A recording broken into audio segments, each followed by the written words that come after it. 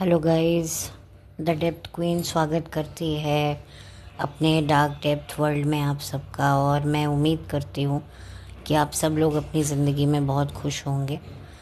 और आज जो आप लोगों ने थंबनेल देखा है उससे आपको पता चल गया होगा कि मैं किस फिल्म के बारे में बात कर रही हूँ। ये फ़िल्म 1995 में रिलीज़ हुई थी। इस फिल्म में ऋषि कपूर, स्वर्गीय ऋषि कपूर, नाना पाटेकर साहब और इसके जो डायरेक्टर थे, एक तरह से if I am not wrong कि इस फिल्म के राइटर डायरेक्टर जो थे वो शफ़ी इनामदार थे। शफ़ी इनामदार के बारे में मैं थोड़ी बात करना चाहूँगी क्योंकि वो फिल्म और टेलीविज़न जगत के बहुत जाने माने अभिनेता थे, कैरेक्टर आर्टिस्ट थे और बहुत ही मैं कहूँगी उन्होंने विलन के भी रोल किए, कॉमेडियन के भी रोल किए। वो एक वर्सटाइल एक्टर रहे हैं और मैं थोड़ा सा उनके बारे में भी बात करना चाहूँगी क्योंकि उन्हें इस दुनिया से गए हुए कई साल हो गए। लेकिन मैं ये मानती हूँ कि एक सच्चा आर्टिस्ट वही होता है जिसके इस दुनिया में होने से भी फ़र्क पड़ता है और ना होने से उससे ज़्यादा फ़र्क पड़ता है।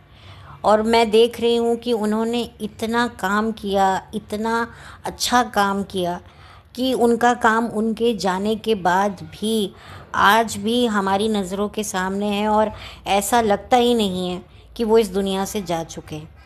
उनका काम युगों युगों तक बोलता है और शफ़ी उनमें से एक हैं। और ये फ़िल्म भी वैसी ही बनाई है कि लोग इस फिल्म को हमेशा याद रखेंगे, ख़ास तौर पे वो लोग जो 90s के दौर से निकलकर 2024 के दौर तक पहुँचे हैं। और मैंने इस फ़िल्म को क्यों चुना आज बात करने के लिए, क्योंकि मैंने इस फ़िल्म को अपने बचपन में बहुत बार देखा है। वो बात अलग है कि मैंने अब ये फ़िल्म दोबारा मेरे सामने आई और मैंने इसे देखा और सच में मुझे देखकर ऑब्वियसली थोड़ा बुरा भी लगा क्योंकि इस फिल्म में अब कई ऐसे किरदार आप देखेंगे जो अब इस दुनिया में नहीं हैं। तो थोड़ा सा एक वो भी एक फ़ील होता है। दूसरा वो 90s का एरा, वो 90s का दौर, वो 90s का संगीत जो हमारे जहन में इतने रचा बसा हुआ है कि उसकी जगह ये आज के जो रैपर्स हैं वो चाहकर भी नहीं ले सकते। पहले के ज़माने में हम लोग पहचान लेते थे कि ये गाना कुमार सानू ने गाया है, ये गाना सोनू निगम ने गाया है, अलका याग्निक, कविता कृष्णमूर्ति, उदित नारायण, शान वगैरह वगैरह वगैरह। लेकिन आज हम जो गाने सुनते हैं हम उनके सिंगर्स की आवाज़ तक नहीं पहचान पाते, इतने सिंगर्स आ गए।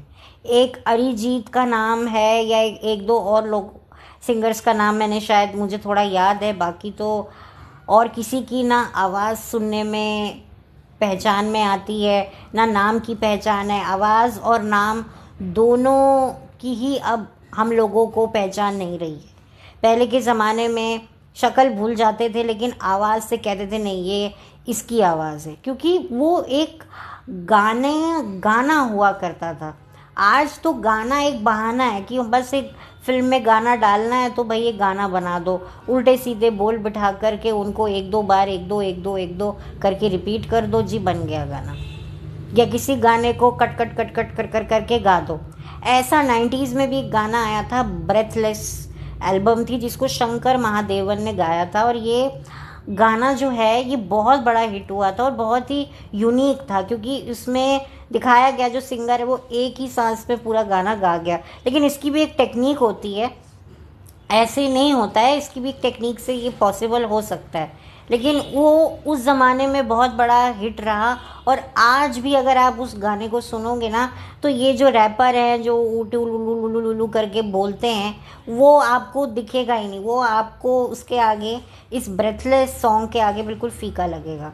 क्योंकि भाई ओरिजिनल ओरिजिनल होता है। मैं ये नहीं कहती 90s में कॉपी नहीं होता था कोई गाना या फिल्म जो थी वो इंस्पायर नहीं होती थी, लेकिन क्या होता था कि वो इतनी खूबसूरती से उनको कॉपी करते थे कि वो कॉपी कॉपी ही नहीं लगता था, वो ओरिजिनल ही लगता था।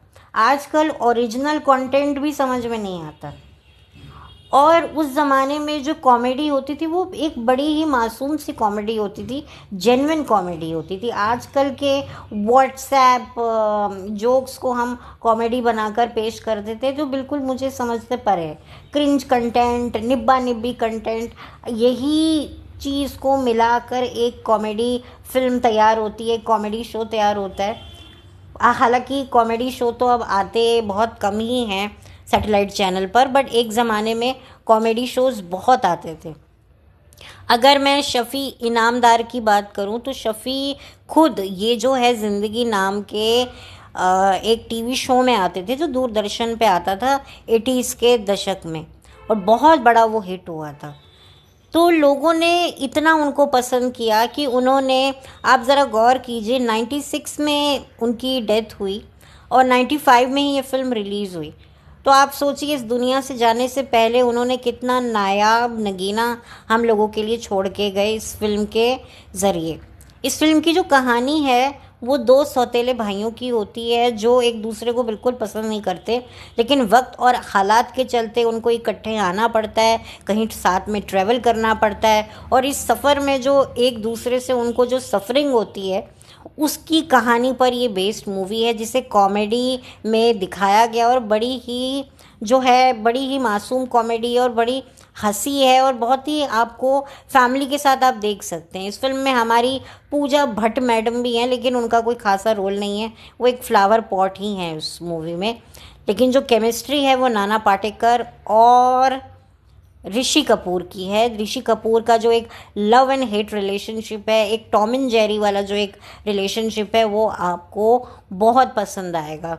और इस फिल्म के गाने भी सूदिंग हैं, आपने शायद सुने होंगे, जो आपके अब जहन से धुंधला गए होंगे, लेकिन जब आप इनको देखेंगे, सुनेंगे, तो आपको लगेगा कि भाई 90s में कैसी फिल्म, गाने जो होते थे वो कैसे सीक्वेंस होते थे, और बहुत अच्छा लगेगा देखकर।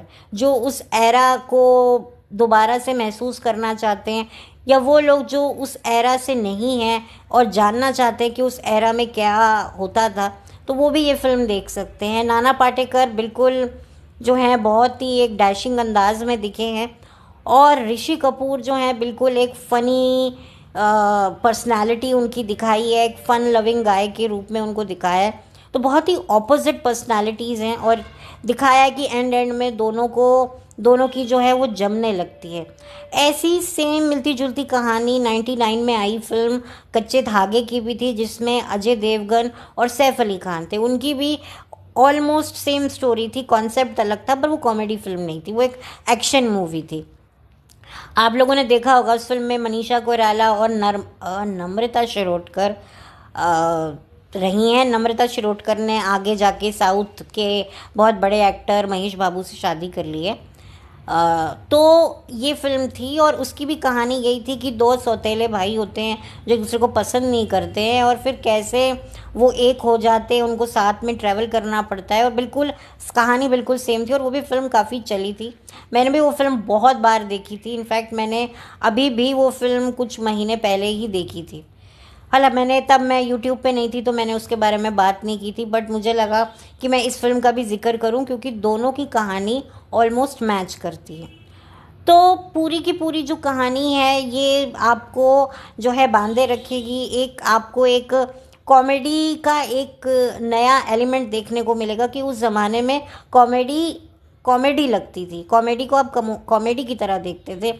आज कॉमेडी सिर्फ नाम की होती है, पर उसमें कोई कॉमेडी जैसा कुछ नहीं होता है। पहले के ज़माने में एंटरटेनमेंट इंडस्ट्री दो कारणों की वजह से चलती थी, टैलेंट और एंटरटेनमेंट। लेकिन आज जो है एंटरटेनमेंट इंडस्ट्री में टैलेंट भी नहीं है और एंटरटेनमेंट भी नहीं है, सब कुछ ज़बरदस्ती का बनाया हुआ है, ज़बरदस्ती का परोसा हुआ है, और इसी वजह से जो है अब जो पब्लिक है वो भी पसंद नहीं करती है। तो जो फैमिली फिल्म्स देखना पसंद करते हैं, जो एक कॉमेडी देखना पसंद करते हैं, वो ये फिल्म देख सकते हैं। और बिल्कुल दोनों की जो केमिस्ट्री है नाना पाटेकर और ऋषि कपूर की, वो बिल्कुल काबिल तारीफ़ है। और ऋषि कपूर को देखकर आपको थोड़ा बुरा लगेगा, क्योंकि इतना वो जान डालते थे अपने काम में, वो दिखता है।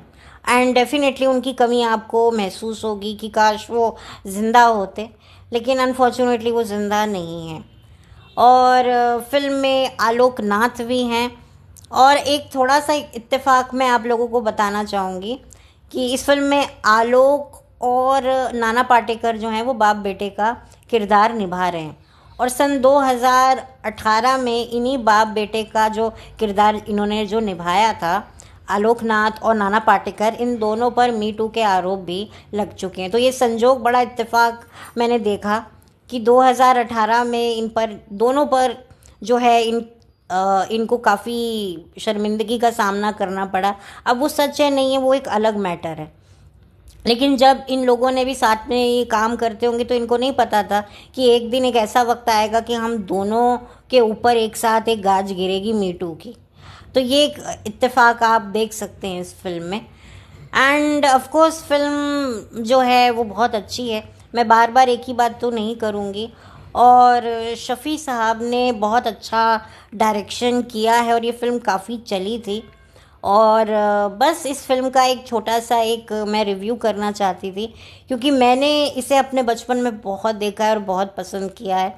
और आई रियली मैं बहुत ज़्यादा इमोशनल हो गई थी कि ये फिल्म मैं देखती थी। और इस फिल्म का जो एक डायलॉग है वो आज तक मेरे जहन में, मतलब 95 में मैंने सुना था, 95-96 के बीच में, और आज 2024 है, कि जब नाना पाटेकर ऋषि कपूर को कहता है कि तुमने एक अमीर लड़की फांस ली, अब तुम उससे शादी करोगे, अब बच्चे पैदा करोगे और एक दिन मर जाओगे।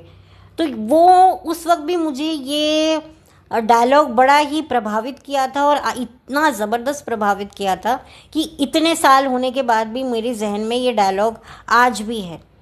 तो कुछ ना कुछ तो देखिए, पहले की जो सिनेमा में कुछ ना कुछ एक मैसेज होता था, एक जेन्युइन डायलॉग्स होते थे, हर चीज़ बड़ी जेन्युइनली दिखाई जाती थी। आजकल जेन्युइन होते हुए भी जेन्युइन चीज़ें नहीं लगती, ये माहौल ही कुछ ऐसा है। और उस वक्त हम लोगों के लिए एंटरटेनमेंट क्या होता था, फिल्में या रेडियो में भी घंटा घंटा वो खत पढ़ते थे, ये उसकी फरमाइश, पिंकू की फरमाइश, चिंटू की फरमाइश, गांव से रिंकी पिंकी चिंकी टिंकी सबकी फरमाइश का ये गाना, मतलब आधा टाइम तो फरमाइशों में नाम ही हमें रट जाते थे। फिर हम लोगों के लिए यही एंटरटेनमेंट होता था। फिर धीरे धीरे समय बदला और आज तो मतलब एंटरटेनमेंट के नाम पर तो मतलब अब क्या क्या नहीं मिलता है, कहाँ कहाँ नहीं मिलता है, कैसे कैसे नहीं मिलता है। तो देखिए ज़माना बिल्कुल बदल चुका है, लेकिन वही बात है कि जो वो ज़माने की बात थी ना, वो आज इतना हाईटेक मॉडर्न ज़माने में भी वो बातें आपको नहीं मिलेंगी। तो खैर बस ये एक छोटा सा मेरा एक रिव्यू था। और ये फ़िल्म यूट्यूब पे बहुत इजीली अवेलेबल है, आप देख सकते हैं अपनी फैमिली के साथ में, और अकेले में भी देख सकते हैं। और अगर आप अकेले में देख रहे हैं और कोई आ गया हो तो आपको फ़िल्म बंद करने की ज़रूरत नहीं है, क्योंकि इस फिल्म में कोई बहुत ख़राब दृश्य नहीं है। और अगर होगा भी तो आजकल यूट्यूब वाले उसको काट देते हैं, तो नथिंग टू वरी। सो बस आप अपना इंजॉय कीजिए। और जिन जिन ने भी ये फ़िल्म अपने चाइल्डहुड में देख रखी है प्लीज़ मुझे बताइएगा, और जिन्होंने जो उस एरा के नहीं हैं और उन्होंने भी ये फ़िल्म देखी है तो मुझे ज़रूर बताइएगा। तो बस जाते जाते इतना ही कहूँगी कि जो लोग भी अच्छा सिनेमा देखना चाहते हैं, जो लोग भी सच्चे दिल से एंटरटेन होना चाहते हैं, एंटरटेनमेंट को जो है अपने आप को और अपने आसपास लोगों को जेन्युइन एंटरटेनमेंट सप्लाई करना चाहते हैं, तो मैं ये वीडियो उन्हीं के लिए बना रही हूँ। मैं ये फ़िल्में उन्हीं लोगों के लिए रेकमेंड करती हूँ जो मुझे लगता है कि आप लोग इनको देख सकते हैं और जेन्युइनली एंटरटेन हो सकते हैं। हालांकि मैं और एंटरटेनमेंट इंडस्ट्री को ज़्यादा सपोर्ट नहीं करती हूँ, लेकिन जिन्हें फ़िल्में देखने का शौक़ है और जो अच्छी चीज़ें ढूंढ रहे हैं और उनको मिल नहीं रही है, तो ये मेरे वीडियो मैं उन्हीं लोगों के लिए बना रही हूँ। सो होप मेरा ये वीडियो हेल्पफुल होगा। Thank you so much. जल्दी मिलती हूँ एक नए वीडियो के साथ। Bye, take care, god bless, have a blessed day, bye. And जाते जाते a very very happy independence day. और बस बहुत कुछ कहना है इंडिपेंडेंस डे के ऊपर भी, लेकिन शायद मुझे मौका मिला तो मैं आने वाली अपनी वीडियो पे बात करूँगी। तब तक के लिए बाय।